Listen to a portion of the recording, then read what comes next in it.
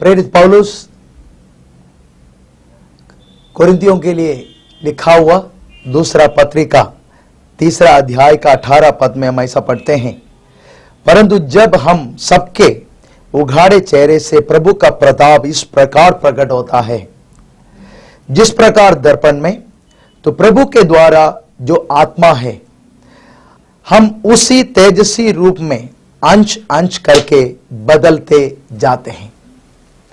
मूसा के द्वारा दिया हुआ परमेश्वर का व्यवस्था और उसका तेज, और परमेश्वर का पुत्र प्रभु यीशु मसीह के द्वारा हमारे दिलों में लिखा हुआ नया नियम का व्यवस्था और उसका तेज, इन दोनों के बारे में कंपेयर करते हुए यहां पर प्रेरित पौलुस यहां पर बता रहा है, दिन प्रतिदिन हमारे जीवन में अंश अंश कर कर हम प्रभु यीशु मसीह का तेजस्वी रूप में बदलते जाते हैं।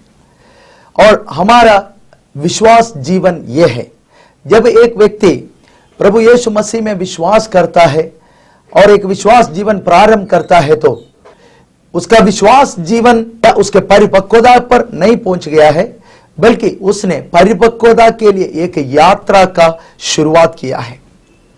विश्वास जीवन एक यात्रा है और इस यात्रा में हम शुरुआत करते हैं जब प्रभु यीशु मसीह पर हम विश्वास करते हैं। और पौलुस यहां पर बताते हैं कि दिन प्रतिदिन हम प्रभु यीशु मसीह का तेजस्वी रूप में अंश अंश कर कर बदलते जाते हैं। इसलिए कोई भी व्यक्ति यह नहीं सोचना चाहिए अगर मैंने प्रभु यीशु मसीह पर विश्वास कर लिया तो मैं संपूर्ण हो गया हूं। नहीं, हमारा एक संपूर्ण जीवन के लिए हमने एक यात्रा का केवल शुरुआत किया है। परमेश्वर के वचन के अनुसार हम ऐसा देखते हैं कि हमारा विश्वास जीवन का 4 स्तर होते हैं।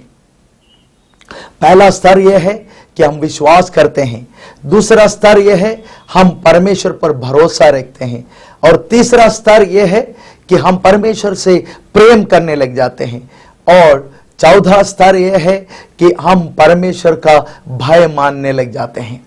तब है हमारा विश्वास जीवन का परिपक्वता हमारे जीवनों में आते हैं। तो विश्वास जीवन में अगर हम केवल विश्वास करने वाले हैं तो अभी फिलहाल हमने शुरुआत किया है अपना विश्वास जीवन का। तो इसलिए आज हम इसको सोचते हुए एक अच्छा उदाहरण इब्राहिम का जीवन से हमें देखने के लिए मिलता है कि विश्वासियों का पिता कहते हैं इब्राहिम को, और विश्वास करने वाला व्यक्ति के लिए एक अच्छा नमूना है इब्राहिम। और इब्राहिम का जीवन उसने परमेश्वर के साथ बिताना शुरुआत किया जब परमेश्वर का बुलाहट उसके जीवन में आ गया। उत्पत्ति का पुस्तक उसका 12 अध्याय उसका पहला पद से लेकर 3 पद तक हम ऐसा पढ़ते हैं, यहोवा ने अब्राम से कहा, इब्राहिम बनने से पहले उसका नाम अब्राम था और परमेश्वर ने उसका नाम बदला है। जब उसको आशीष दिया तो परमेश्वर ने उसको नाम बदल दिया। यहां पर हम देखते हैं, यहोवा ने अब्राम से कहा, अपने देश और अपने कुटुंबियों और अपने पिता के घर को छोड़कर उस देश में चला जा जो मैं तुझे दिखाऊंगा, और मैं तुझसे एक बड़ी जाति बनाऊंगा और तुझे आशीष दूंगा और तेरा नाम महान करूंगा और तू आशीष का मूल होगा। जो तुझे आशीर्वाद दे उन्हें मैं आशीष दूंगा, और जो तुझे कोसे उसे मैं शाप दूंगा, और भूमंडल के सारे कुल तेरे द्वारा आशीष पाएंगे।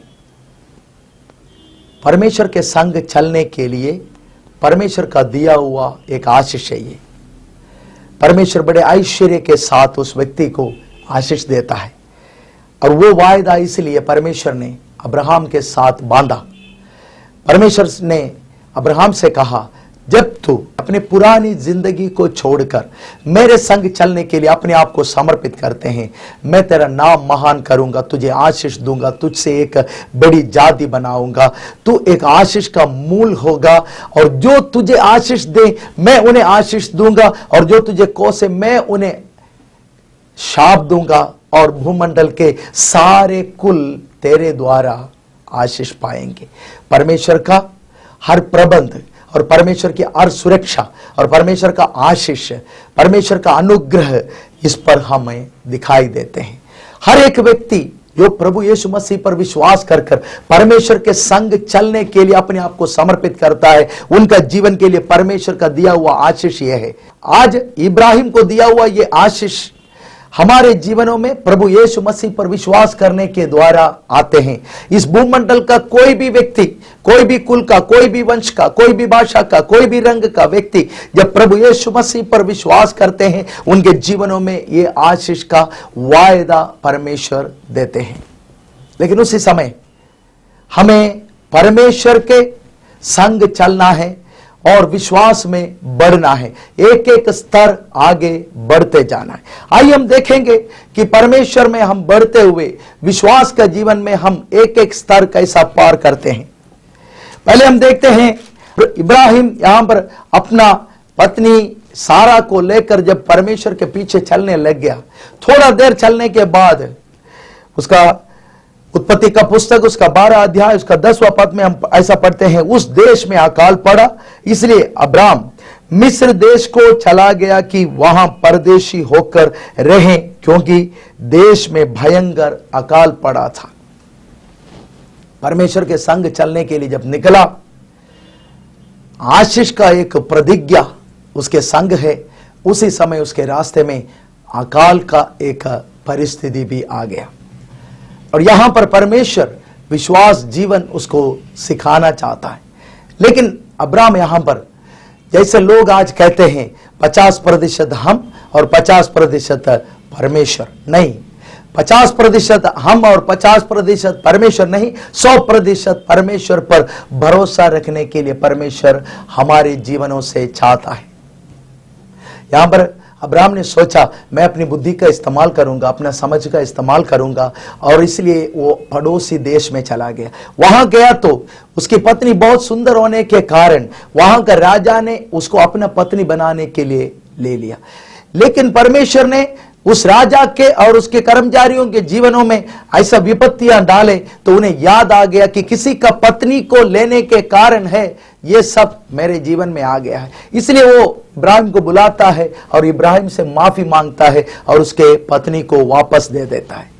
देखिए, विश्वास जीवन में परमेश्वर पर पूरा भरोसा न रखते हुए अपनी बुद्धि का सहारा लेकर, अपना समझ का सहारा लेकर इब्राहिम थोड़ा सा उतर गया है, थोड़ा सा परमेश्वर का रास्ते से हटकर दूसरा एक देश में चला गया, विपत्ति का वहां पर सामना किया। हो सकता है वहां पर उसका पत्नी उसको नष्ट हो सकता था, लेकिन विश्वास योग्य है परमेश्वर, परमेश्वर उसका सुरक्षा देता है और परमेश्वर उसका पालन करता है, परमेश्वर उसको आगे बढ़ाता है। और एक अच्छी बात यहां पर हम इब्राहिम के जीवन में भी देखते हैं, भले एक बार उसके जीवन के अंदर थोड़ा सा फिसल गया वो, तो भी उसने ये नहीं सोचा कि अब मैं पीछे हट जाऊंगा, अब मैं परमेश्वर के संग नहीं चलूंगा, अब मैं क्या चेहरा दिखाऊंगा परमेश्वर को। नहीं, फिर से उस प्रतिज्ञा पर विश्वास कर उस प्रतिज्ञा को आगे रखकर परमेश्वर के संग चलने के लिए उसने अपने आप को समर्पित कर दिया। इब्राहिम इस समय बड़ा धनी हो गया है और उसके संग चलने वाला लूत भी बड़ा धनी हो गया है। और जो जगह पे वो रह रहे थे, वो जगह उन दोनों का संपत्ति को रख नहीं सकते थे। वो संपत्ति के लिए, उनका भेड़ों के लिए, बकरियों के लिए, ऊंटों के लिए जो है जगह काफी नहीं था, इसलिए वहां पर अलग होने का एक वक्त आ गया। तो इब्राहिम यहां पर अपने भतीजे को बुलाता है और कहते हैं कि ऐसा कर, अगर तू देने जाता है तो मैं बाएं जाऊंगा, अगर तू बाएं जाता है तो मैं देने जाऊंगा। सारे भूमि तेरे सामने है और जो हरियाली है वो तू ले सकता है, जो बंजर भूमि है वो तू ले सकता है, जो तेरा इच्छा में है उसको ले ले, क्योंकि हम भाई बंधु हैं, आपस में लड़ना नहीं चाहिए। आज हम देखते हैं दुनिया में बहुत लोग एक भूमि का टुकड़ा के लिए एक दूसरे का कत्ल करते हैं, उसको खदेड़ कर अदालत में ले जाते हैं और लड़ाई होकर पड़े रहते हैं, किसी का काम नहीं आते। इन सब बातों को हम देखते हैं। जब हम ट्राइबल एरिया में जाते हैं, वहां पर लोग एक बात कहते हैं, ये धरती, ये भूमि, ये हमारा नहीं है, ये परमेश्वर का है। कितना बड़ा एक प्रकाशन है परमेश्वर ने उन्हें दे रखा है। जब कुछ लोगों के हाथ में धन संपत्ति आ जाते हैं तो वो सोचते हैं कि ये मेरा सब कुछ है, इसलिए किसी के साथ नहीं बांटते हैं, किसी गरीब को नहीं देते हैं, किसी जरूरतमंद को नहीं देते हैं, अपनों को नहीं देते हैं, सब कुछ अपने लिए इकट्ठा करना चाहते हैं। और ये परमेश्वर के वचन के अनुसार बुद्धिमानी की बात नहीं है। यहां पर इब्राहिम ने ऐसा क्यों कहा, भतीजे अगर तू बाएं जाता है तो मैं दाहिने जाऊंगा, क्योंकि इब्राहिम इस समय विश्वास में और आगे बढ़ गया है, अगला स्तर में पहुंच गया, क्योंकि उसका हृदय यह कहता है अगर मरुस्थल में भी, बंजर भूमि में भी अगर अपना डेरा लगाऊं मैं, तो भी बंजर भूमि को भी वाटिका बनाने वाला है मेरा परमेश्वर। सुंदर वाटिका बना सकता है, अन्न उपजा सकता है उसमें, और पेड़ पौधे मेरा परमेश्वर उसके अंदर उपजा सकता है, और उस धरती को परमेश्वर सींच सकता है, उस धरती को परमेश्वर आशीष दे सकता है। यहां पर जो उसके आंखों के सामने है उस पर नहीं, बल्कि इब्राहिम यहां पर परमेश्वर पर भरोसा रखता है। तो यहां पर वो अपनी भतीजे से लड़ाई नहीं कर रहे हैं, उसे अलग होने का वक्त जब आ गया तो उसने जो मांगा उसको देकर तृप्त कर कर और इब्राहिम आगे को बढ़ता है, क्योंकि इब्राहिम का भरोसा इस समय परमेश्वर पर है। परमेश्वर का धन्यवाद हो। परमेश्वर का वचन कहता है जो परमेश्वर पर भरोसा रखता है धन्य है वो, और जो अपने भुजबल पर भरोसा रखता है वो शापित है। मनुष्यों पर भरोसा रखता है वो शापित है। परमेश्वर का वचन कहता है जो परमेश्वर पर भरोसा रखता है वो धन्य है। जंगल का बब्बर शेर भी भूखा रह सकता है, लेकिन परमेश्वर का खोजी कभी भूखा नहीं रह सकता। प्रभु यीशु मसीह ने कहा तुम इस आकाश के कौवों पर ध्यान दो, ना तो वो बोते हैं, ना काटते हैं, ना खत्ते में भरते हैं, फिर भी एक दिन भी वो भूखे नहीं सोते हैं। परमेश्वर अपने जनों के लिए सब कुछ पूरा करने वाला परमेश्वर है। जब आकाश के कौवों को, जिसका कोई मालिक नहीं होते, जिसे कोई प्रेम नहीं करते, कोई कौवों को नहीं पालते हैं, और उनको भी अगर परमेश्वर ध्यान रखता है, तो मेरे प्रियो कितना अधिक परमेश्वर हमें ध्यान रखेगा, हमारे जरूरतों को पूरा करेगा। हमें इस धरती का किसी भी चीज के लिए लड़ मरना नहीं चाहिए, इकट्ठा करने के लिए हमें किसी को भी दर्द नहीं देना चाहिए, क्योंकि परमेश्वर हमारे जीवन में सब कुछ पूरा करने वाला परमेश्वर है। प्रभु का धन्यवाद हो। यह हमारा विश्वास जीवन का दूसरा स्तर है, जहां पर हम परमेश्वर पर अपनी जरूरतों के लिए संपूर्ण रीति से भरोसा रखता है। प्रभु का धन्यवाद। और तीसरा एक स्तर है, परमेश्वर से हम प्रेम करने लग जाते हैं। हम कैसे जानते हैं परमेश्वर से हम प्रेम करते हैं? अगर इस धरती का सभी लोगों से अगर हम प्रेम कर सकते हैं, तो उसका अर्थ यह है कि हम परमेश्वर से भी प्रेम करते हैं। धर्मी लोगों से भी, पापी लोगों से भी, दुष्ट लोगों से भी, सज्जनों से भी, गरीबों से भी, अमीरों से भी, पढ़े लिखे को से भी, और अनपढ़ लोगों से भी, जो आत्मिक रीति से बहुत बड़ा हुआ लोगों से भी, और जो लड़खड़ाते हैं विश्वास जीवन में आगे बढ़ने के लिए, उनसे भी अगर हम प्यार करते हैं, दुनिया का सभी लोगों से। और प्रभु यीशु मसीह ने कहा तुम अपने शत्रुओं से भी प्रेम रखना और अपने सताने वालों के लिए प्रार्थना करना। अगर ये काम हम कर सकते हैं तो इसका अर्थ है हम परमेश्वर से प्रेम करते हैं। इसका भी एक अच्छा उदाहरण हम इब्राहिम का जीवन में देखते हैं। उत्पत्ति का पुस्तक उसका 18 अध्याय में हम ऐसा देखते हैं कि उसका पहला पद में हम ऐसा पढ़ते हैं, अब्राम ममरे के बांज वृक्षों के बीच में कड़ी धूप के समय में तंबू के द्वार पर बैठा हुआ था। तब यहोवा ने उसे दर्शन दिया। उसने आंख उठाकर दृष्टि की तो क्या देखा कि 3 पुरुष उसके सामने खड़े हैं, पिता पुत्र पवित्र आत्मा। 3 पुरुष बनकर इब्राहिम के सामने खड़े हैं। जब इब्राहिम ने देखा वो सज्जन है, अच्छे लोग हैं, भागकर उनके पास गया, उनके सामने दंडवत किया, उनका आदर के साथ अपना घर ले आया, अपनी पत्नी से कहा इनके लिए रोटी बनाए जाए, और उसने दूध और मक्खन उनके सामने रख दिया, उनके पांवों को धोया, उनका पूरा आतिथ्य सत्कार किया, उनका आदर किया, उनको सम्मान दिया, क्योंकि अच्छे लोग हैं। अच्छे लोगों से उसने प्यार किया। प्रभु का धन्यवाद हो। और उसके बाद जब ये 3 लोग जब जाने के लिए हो रहे थे, तो उन्होंने चाहा कि इब्राहिम को बता दें कि वो क्या करने जा रहे हैं, क्योंकि सदोम और अमोरा का पाप इतना भयंकर हो गया था, और उसकी चिल्लाहट परमेश्वर की हजूरी में पहुंच गया था और परमेश्वर ने ठान लिया सदोम और अमोरा को नष्ट कर दे। और आज भी हम देखते हैं सदोम और अमोरा का पाप इतना कठोर होने के कारण परमेश्वर ने आग भेजकर उस नगर को भस्म किया और उसके ऊपर पानी चढ़ गया। आज वो है जो मृत्यु सागर के नाम से हम जानते हैं, मिडिल ईस्ट में लोग जाकर देख कर आते हैं। और परमेश्वर जब सदोम और अमोरा को नष्ट करने के लिए वक्त आ गया तो परमेश्वर ने कहा, क्या मैं इब्राहिम को बिना बताए ये काम थोड़ी करूंगा। परमेश्वर ने चाहा कि उसको बता दे। तो उस समय में इब्राहिम परमेश्वर के सामने खड़ा हो जाता है और मध्यस्थता करने लग जाता है। वो कहता है, अगर 50 धर्मी लोग उस शहर में पाया गया तो क्या तू उस नगर को नष्ट करेगा। परमेश्वर ने कहा नहीं। उसने कहा, मैं तो मनुष्य हूं, तू तो परमेश्वर है, मैं कैसे तुझसे बात कर सकता हूं। फिर भी मैं विनती करता हूं, अगर 5 लोग कम मिले, 45 हो गया तो। परमेश्वर ने कहा नहीं, मैं नष्ट नहीं करूंगा। उसने कहा 40 मिल गया तो नहीं, मैं नष्ट नहीं करूंगा। उसने कहा, देखो मैं बातचीत कर रहा हूं, मैं आपसे बातचीत कर रहा हूं, मनुष्य हूं केवल, लेकिन मैं चाहता हूं कि उस शहर का एक भी व्यक्ति ना मरे। अगर 30 लोग उसके अंदर पाया गया। परमेश्वर ने कहा नहीं, मैं नष्ट नहीं करूंगा। 20 पाया गया तो। परमेश्वर ने कहा नहीं, मैं नष्ट नहीं करूंगा।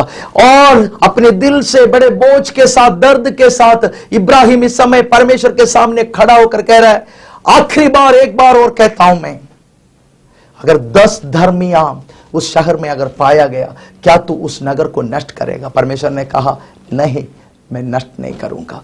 धर्मी लोगों का प्रभावशाली प्रार्थना से बहुत कुछ हो सकता है। एक नगर बचा सकता था अगर 10 धर्मी लोग उसके अंदर पाए जाते तो। लेकिन यहां पर इब्राहिम को देखिए, थोड़ी देर पहले सज्जनों को उसने खातिरदारी किया, अतिथि सत्कार किया, उनका पूरा देखभाल किया, उन्हें खाना खिलाया, उनको आराम करने के लिए जगह दिया, अपने घर के अंदर मान सम्मान आदर दिया। और दूसरी तरफ कठोर पापी के लिए, दुष्ट लोगों के लिए, सदोम और अमोरा में परमेश्वर का वचन का उल्लंघन कर कर परमेश्वर के खिलाफ में काम करने वाला उन दुष्ट लोगों के लिए, उन महापापियों के लिए इब्राहिम यहां पर मध्यस्थता कर रहा है, परमेश्वर उन्हें बचा ले। मेरे प्रियो, अगर हम पापियों से भी प्रेम करते हैं तो इसका मतलब है हम परमेश्वर से प्रेम करते हैं, क्योंकि परमेश्वर भी पापियों से प्रेम करता है। प्रभु यीशु मसीह ने कहा, मैं पापियों को ढूंढकर इस जगत में आया हूं। वो पापियों से प्रेम करने वाला परमेश्वर और पाप से घृणा करने वाला परमेश्वर है। पाप को वो बर्दाश्त नहीं करता, लेकिन पापी से वो बेहद प्रेम करता है। धन्यवाद हो। और ये दिल जानने वाला इब्राहिम यहां पर परमेश्वर से प्रेम करने के कारण वो नष्ट होने वाले लोगों के लिए भी वो मध्यस्थता कर रहा है। मेरे प्रियो, अगर हम प्रभु यीशु मसीह से प्रेम करते हैं तो यीशु मसीह से हम प्रार्थना करेंगे कि हमारे चारों ओरों का सारे लोगों को उद्धार दे दे, उन्हें बचाएं, उन्हें चंगा करे। चाहे जिनको हम पसंद कर नहीं करते हैं, ऐसा लोग भी जिनको बारे में हम सोचते हैं कठोर लोग हैं, उनके लिए भी हम प्रार्थना करेंगे। जो हमें सताते हैं, जो हमारे बारे में झूठ बोलते हैं, जो हमें मारने के लिए आते हैं, हमें खत्म करने के लिए आते हैं, उनके लिए भी हम प्रार्थना करेंगे, उनका भी भलाई चाहेंगे अगर हम परमेश्वर से प्रेम करते हैं तो। इसका अगला स्तर है परमेश्वर का भय मानना। उत्पत्ति का पुस्तक उसका 22 अध्याय में हम देखते हैं, परमेश्वर ने इब्राहिम से कहा अपने इकलौते पुत्र को, जो वायदे के अनुसार परमेश्वर ने उसको एक आशीष के रूप में दिया था, उस पुत्र को मोरिया पहाड़ में ले जाकर बलि चढ़ाने के लिए कहा।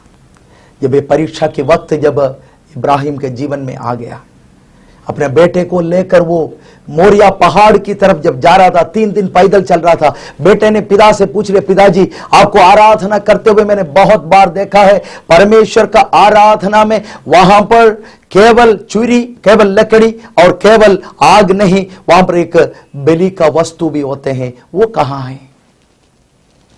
वहां पर भी वो कमजोर नहीं हुआ। इब्राहिम अपने बेटे से कहा उसका उपाय परमेश्वर करेगा। और जैसे वो मोरिया पहाड़ में पहुंच गया, बलिवेदी बनाया और लकड़ी वहां पर रखा, उसके ऊपर अपने बेटे को लिटाया, चुरी उठाया तो उसके बीच में परमेश्वर आ गया। परमेश्वर ने कहा बालक के ऊपर हाथ मत बढ़ा। परमेश्वर ने कहा अब मैं जान गया हूं तू मेरा भाई मानता है। उत्पत्ति का पुस्तक 22 अध्याय उसका 12 पद में उसने कहा उस लड़के पर हाथ मत बढ़ा और ना उससे कुछ कर, क्योंकि तूने जो मुझसे अपने पुत्र वरन अपने इकलौते पुत्र को भी नहीं रख छोड़ा, इसे मैं अब जान गया कि तू परमेश्वर का भय मानता है। मेरे प्रियो, भय मानने का अर्थ क्या है? उसका अर्थ यह है, उसका 18 पद में लिखा है, और पृथ्वी के सारे जातियां अपने को तेरे वंश के कारण धन्य मानेंगे, क्योंकि तूने मेरी बात मानी है। संपूर्ण आज्ञाकारिता, वो है भय मानने का अर्थ। इब्राहिम से जब बोला गया तेरा बेटे को ले जाकर बलि चढ़ा, वहां पर विश्वास से भरोसा रखने का बात सीखा हुआ इब्राहिम भरोसे से परमेश्वर से प्रेम करने वाला बन गया है। वहां से वो अब भय मानने वाला बन गया है और उसका विश्वास इतना बड़ा हो गया है, अगर मेरा बेटे को मैंने जलाकर वहां पर राख भी किया, उस राख के अंदर से मेरा परमेश्वर मेरे लिए एक बेटा पैदा कर सकता है। और उस विश्वास को परमेश्वर मानता है। उस विश्वास के सामने परमेश्वर कार्य करता है अपना। इसलिए परमेश्वर कहता है अब मैं तुझे आशीष दूंगा, सारे जाति के लोग तुझे धन्य मानेंगे, तुझे विश्वास का पिता कहेंगे, क्योंकि तूने मेरी बात मानी है। मेरे प्रियो, हम भी अपने विश्वास का जीवन शुरुआत किया है और उस शुरुआत में हम केवल विश्वास करते हैं, उसे आगे संपूर्ण रीति से परमेश्वर पर भरोसा रखने का एक स्तर, उसके आगे परमेश्वर से प्रेम करने का एक स्तर, उसके आगे परमेश्वर का संपूर्ण रीति से भय मानने का एक स्तर, वो है हमारा विश्वास जीवन का परिपक्वता। प्रभु यीशु मसीह मनुष्य बनकर इस धरती में आया, सूली पर हमारे पापों के खातिर वो कुर्बान हो गया, वो कब्र में गया और तेजस्वी रूप में वो जी उठा। आज वो तेजस्वी रूप में है। उस तेजस्वी रूप में हम भी दिन प्रतिदिन बदलते जाने के लिए पवित्र आत्मा में दिया गया है और उस पवित्र आत्मा का मदद से हम भी दिन प्रतिदिन अंश अंश कर कर परमेश्वर का पुत्र का तेजस्वी रूप में हम बदल जाते हैं। वो है विश्वास जीवन। विश्वास जीवन कोई धर्म का पालन कर कर या उसका कुछ बातों का अनुष्ठान करना नहीं है, कुछ रीति रिवाजों को मानना नहीं है। विश्वास जीवन परमेश्वर के साथ चलकर परमेश्वर का विश्वास में निरंतर बढ़ना और प्रभु यीशु मसीह का तेजस्वी रूप में अंश अंश कर कर बदलना है। इसे रिलीजन का कोई संबंध नहीं है। इसलिए मसीह जीवन परमेश्वर के साथ हमारा एक अच्छा संबंध है। परमेश्वर के संग चलने का कार्य, प्रभु यीशु मसीह का तेजस्वी रूप में बदलने का कार्य। प्रभु उसके लिए हमें